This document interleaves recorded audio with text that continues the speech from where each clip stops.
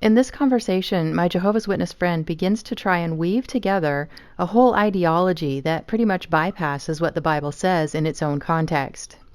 She put quite a bit of effort into focusing on the politics of the day in the New Testament times. I'm sure Watchtower teaches its followers to do this so that they don't have to see how clearly the Bible tells us that Jesus is God incarnate.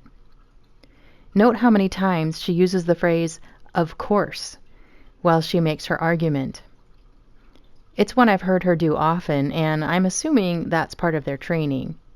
It's a subtle way of trying to claim authority by suggesting that we already both recognize this is the foundation we're working from. It's a manipulative tactic that can be pretty effective when done well.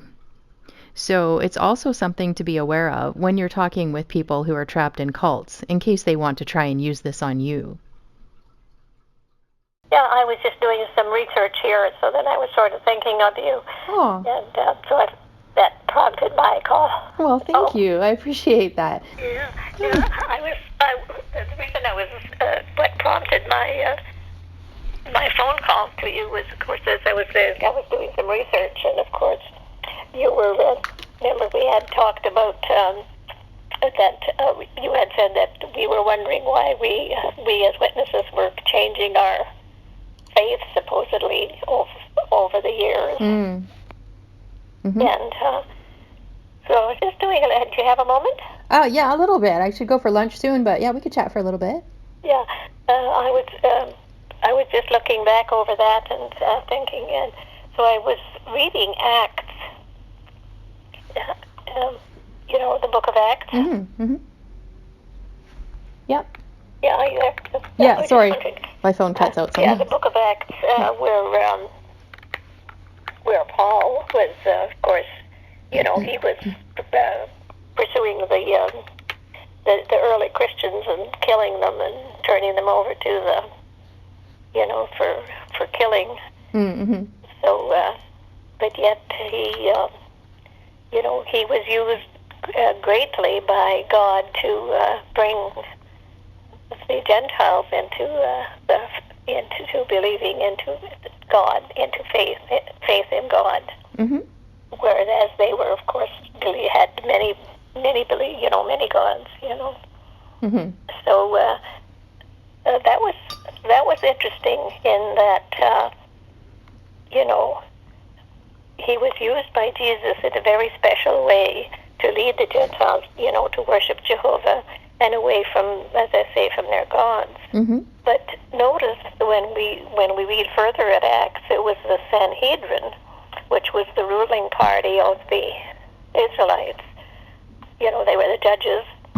They schemed, of course, to kill Paul because, of course, they had a special position with the Romans as to judge and rule over the Israelites autonomously, like Rome was letting Israel govern itself practically. Herod was the king, and he was the go-between between Rome and the Israelites. Mm-hmm. So they were autonomous. They were, had their own laws. The Romans let them have their own laws and their own, judges. So, but still, of course, that superior position, of course, was very important to them. So when Jesus came to the earth, he, of course, was treating all people as equal, and of course and they realized, of course, that they would lose their position if God's kingdom was established. So they, of course, conspired then to kill Paul because they didn't want this to happen, and to kill Jesus because they didn't want this to happen. They didn't want the Gentiles or the Romans and all the other people, other nations that lived there to accept that kingdom. So you think that's why they wanted to kill Jesus? Pardon me? You think that's why they wanted to kill Jesus? Yeah, because they didn't want to be equal with the Romans? They all expected that kingdom to overpower Rome, to wipe out Rome and the Roman Empire, because the Romans were taxing the Israelites, the Jews, and they were trying to fight it. In fact, before Jesus came, the Maccabees had an uprising, Mm-hmm. and they were trying to overthrow the Roman government. So you think the Sanhedrin, they didn't want the Romans to be overthrown then? Or I'm not really understanding what you mean there. Well, but they were afraid, as I say, that of the status quo.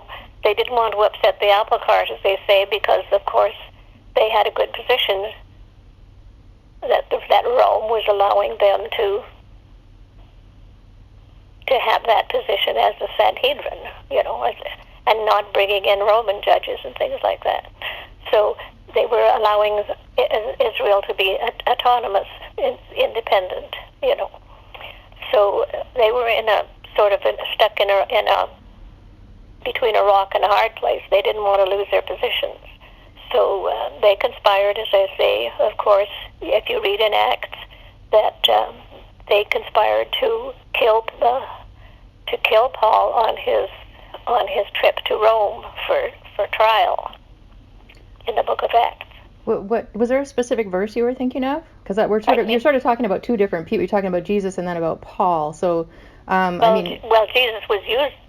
Jesus used Paul, remember, and sure. But but you're talking about two different kind of things. Like when you're talking about by Paul's time, Jesus was already dead. He was already in heaven. Right. So okay. So because my understanding is that, like, when I read the Bible, what I see, the Jews wanted to the higher up Jews wanted to kill Jesus for what they believed was blasphemy. Not because of anything to do with Rome. That was their accusation, yeah. Yeah, they kept doing it, and they kept trying to but then also use that against him. In Matthew, they were afraid that they would lose their position too. They had a position of authority over the people, and Rome. And if there was an uprising, of course they would lose that. So they were in a precarious position, actually. Yeah, that just doesn't seem to be the real focus of what the Bible looks at, though. But anyway, I was wondering, but in Acts, is there a specific passage you were thinking of, or just like generally? Well, if for you Paul. read Acts 9:10-23. Okay.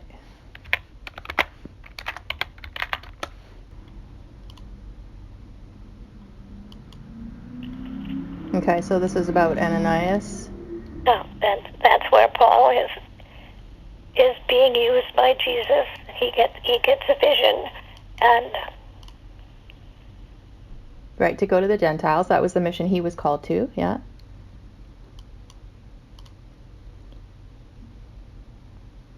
So Peter was, although he did witness to the Gentiles as well, but he was called primarily to go to the Jews, and Paul went to the Jews as well in the synagogues, but his primary focus was eventually on the Gentiles, as he was called to.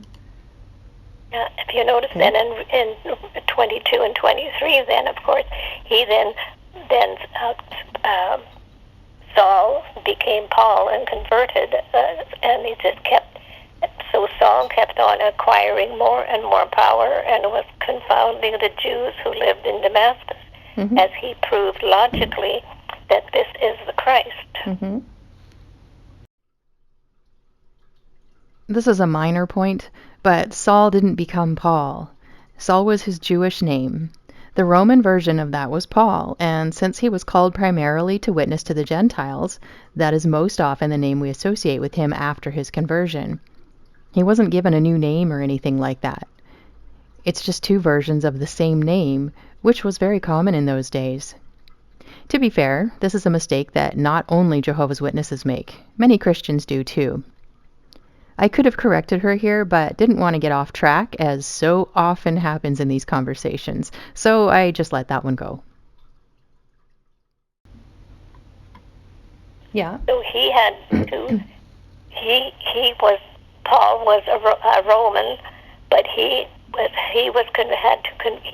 once he converted, realized who Jesus was, then he became a spokesman for Jesus, and he then spoke to the Jews who were in a relationship with Jehovah. And why were they in a relationship with Jehovah? Well, those ones I wouldn't say were, actually, because those are the ones who were rebellious, the wicked leaders. And originally. The people that Jehovah called why were the Israelites in a special relationship with Jehovah originally? Because he chose them as the race that would produce Jesus. Because they were the chosen race that he chose for his glory in order to bring Jesus forth. Why? But Jehovah had a reason for choosing them. Because Jehovah's not partial. Why did he choose the Jews? He didn't choose them for anything of themselves. He chose them for his purposes. But he's not why didn't he choose another nation? Because he's God. It's his choice. Well, the Bible gives an answer why he chose the Jews. It's very plain. And what would that be? Because of what Abraham did. Abraham was a Jew, and what did he do? When God spoke to him in the burning bush and said that he should sacrifice his son, he willingly offered to do that. But okay, that he wasn't a Jew though. The Jewish nation didn't exist. Abraham was the beginning of the Jewish nation. He was a Jew. Yeah, he was. That became Jew. Actually, comes from Judah. That's like the nation of Israel. That's where Jacob. The name comes from. But he was of that blood relationship. Yeah, but it wasn't. Because because that same promise was then given to his son and then to his grandson.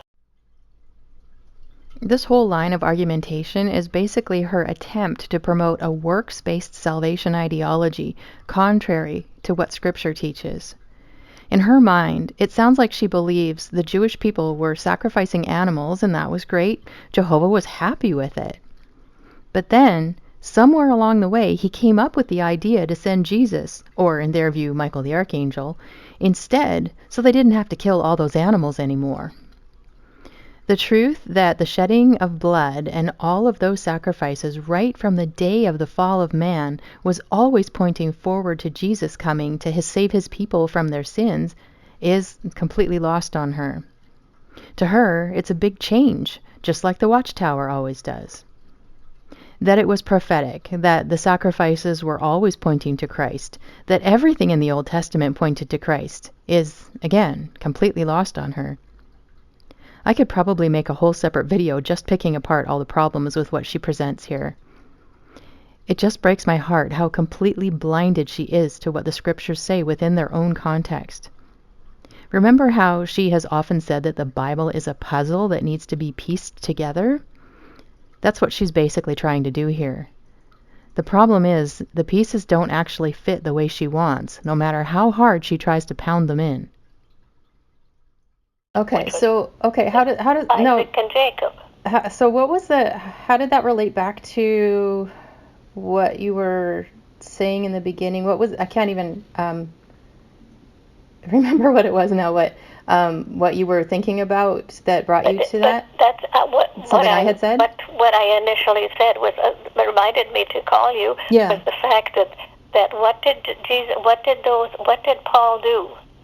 Okay, but what does that relate back to? In verse 22, he had to convince those Israelites who were in a special relationship with Jehovah and who were obedient but had deviated. But they had to change their faith. They had to accept Jesus. And they wanted to continue on with the animal sacrifices and the priesthood. Right, because they relationships that they had. Because they rejected Jesus. They were obedient to that. They wanted to be obedient to that. Well, it says they were Jehovah confounded. was changing things because he wanted the Gentiles to come into this relationship. Because Jehovah is not partial. He wanted the whole earth to become a nation of worshipers. Gentiles, Jews, and everybody. Okay. Sorry, and that is related, of course, to the kingdom. He had this original plan to make the earth a paradise, like he did at Genesis. So, sorry, just going back to I can't remember, what was the question that I had asked you that you were thinking about? How? Well, why we change our thinking on certain things. Oh, I see. Okay. The teachings and that they So, promote. Okay. so what I'm trying to prove is there is a general, right from beginning, there's a working of a plan, and that plan accommodates changes of mankind, and because Jehovah's in control. Yeah, I guess I'm just not seeing the correlation there between the Watchtower's changing teachings and. So the faith itself doesn't change, but the working out of that of Jehovah's plan to bring that paradise conditions to the earth. Jehovah is working with mankind in that regard, just like how considerate Jehovah was when he told when he was going to destroy Sodom and Gomorrah. I couldn't think of the name. Mm-hmm. When he was going to destroy Sodom and Gomorrah, what did he say? He told Abraham said to him, "It's unthinkable of you to destroy the righteous with the unrighteous." And he had an argument with Jehovah and said, "What if 50 people? I wouldn't." And Jehovah said, "I wouldn't destroy it for 40." And then went down and went down. "I wouldn't destroy it for 5. Mm-hmm. Even if there was 5 righteous men in Sodom and Gomorrah, I wouldn't destroy it." So see how accommodating Jehovah is to mankind's, needs. So Jehovah is flexible. You don't think he already knew that there weren't any righteous people in Sodom and Gomorrah? He was reasoning with. He knew how many there was. He was working with Abraham. He was reasoning with Abraham to say that, if there was, I would. If I said I would destroy it, and if there was 10 people there, or I wouldn't destroy it. He was showing how flexible he's in relationship with Abraham, because he's in relationship with his people. So of course he's going to be talking with them and reasoning with them, and that's a good thing because it's Jehovah. But I'm not seeing how that relates to the Watchtower though. Well, when you read verse 22 of 9, those Israelites had to change, didn't they? But that's the thing; it doesn't say that. Listen. If you will just follow me, they're under the law. They were worshiping Jehovah properly. They did animal sacrifices, and that was agreeable. That was the arrangement he had. Well, but Jesus said, "Do as they say, not as they do." Changing, as the world got larger and expanded with civilization, then his plan was in effect he had to broaden the picture, not only include the Israelites, because that was a start of true worship. So he wanted to expand it to the Gentile nations. So then it was time for him to have changed the way of worship and bring in Jesus as the sacrifice for all mankind, because animals were only for a short period of time. You had to keep sacrificing animals all the time. So there was a change there. Well, then that had to be accepted by the Jews. That's why the Jews weren't accepting Christ Jesus. Do you know why that change happened? What the purpose of the end of the sacrifices is? Pardon me? Do you know why the sacrifices ended? What the purpose of that is? Well, when Jesus died, that negated the sacrifices. Then why is that? Because there was only one sacrifice needed after that. Okay. So they rejected the one who is the true sacrifice. That's why they were upset.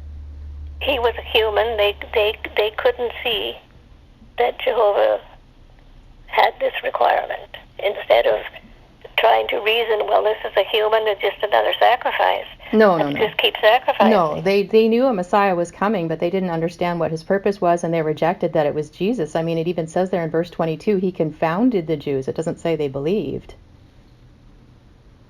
He gave them the truth that Jesus was the Christ, and so they wanted to kill him, which it says in the very next verse. Yeah, they wanted to keep on the animal sacrifices. Well, they believed he was blaspheming when he told them about Jesus. They didn't like that. They could not accept that Jesus was God. The blaspheming was that he said he was God's son. Right, exactly. And the only way that's blasphemy is if he's saying that is making him God. But they knew that Jesus was born of Mary and her husband Joseph. Yeah, they knew all that. Human, you see. Yeah, but they didn't understand who he really was, did they? Totally unrelated to any human. A Messiah to them was something they couldn't equate that to a human being, I should have brought this up, but what the Pharisees and many of the Jews were doing was looking for a Messiah who would establish an earthly government to rule over them and overthrow the Romans. That's exactly like what the Watchtower tries to do with Jesus. They want him to just be an establishment of an earthly governmental system of things, not the true king who is the God and creator of the universe. So they were looking at their own faith. They were building their own faith in something that wasn't what God wanted. They were forging ahead of what God was teaching them, and they were in this way they were disobedient. And the Bible warns not to be presumptuous. Yeah. So you know why I couldn't help but giggle there, right? That statement reminded me of their beloved Jeffrey Jackson testifying at the Australia Royal Commission that it would be presumptuous to say that they were Jehovah's spokespeople on earth. I know it's not related to our discussion, but it just kind of triggered me. Do you see yourselves as Jehovah God's spokespeople on earth? That, I think, would seem to be quite presumptuous to say that we are the only spokesperson that God is using. The scriptures clearly show that someone can act in harmony with God's Spirit in giving comfort and help in the congregations. I guess I'm still not seeing how that has anything to do with the Watchtower publishing company, organization, whatever. And they're changing teachings and stuff like that. Still, I still see the connection. Does not the idea of stopping animal sacrifices because one man died, and if you can't understand that is God's plan, but what does that have? And you're being presumptuous in thinking that, and not accepting that God says, okay, here now you don't have to do any more sacrifices because you've sacrificed one man. They couldn't see that. I guess I'm still. So that's a change. Isn't that a change? That's a change of plan. That's God working His purposes out. That's a change. So you believe God is working His purposes out through the Watchtower the same as He did through Jesus? Is that what you're saying? No, you just reason on that. That's common sense. Well, no, that's Watchtower reasoning. That's not anybody who's but not. Is it not a change? Is it not a change to go from sacrificing animals to not doing anything? Not sacrificing anything other than a person? But it's not a comparison. That's the problem. Do changes happen in the world? Absolutely. Does God do things the way? Change? It's not the same as a false teaching, as a change in teaching that. A change is a change. But if you go from saying one thing and then you flip to 180 degrees in the opposite direction, that's not new light, right? That's changing your mind because you were wrong. Well, God's not wrong. That's a change in worship, isn't it? It's a change in worship. And the Jews not at all. The Israelites didn't want to accept those who were change. truly honoring and loving the Lord all the way along, that was not a change in worship. Can you just hang on a moment? Mm-hmm. Yeah. But sorry for the interruption. Oh, that's okay. No problem. So where were we now? Yeah, I guess I'm just. Were you reading a specific article that made you that you would share that I could look up, or Or you just sort of got thinking and had some things you wanted to What's that say? again? I'm sorry. Is there like an article on the website that you were thinking of that you've been looking at, or that has to do with this? No, I was subject? just looking at, I was just reading that episode, that incident in Acts there. Oh, I see. Okay. Is that part of your? Is that in your So studies? that sort of reminded me of what we had talked about. Yeah. Is that different something? occasions. Yeah. No, I understand. Is that something you guys are studying right now? Like, is that where you are in your studies, or? No, it just my Bible reading that I do. Oh, I see. You know. Okay. Okay. Just off the cuff, you know. Yeah, I understand.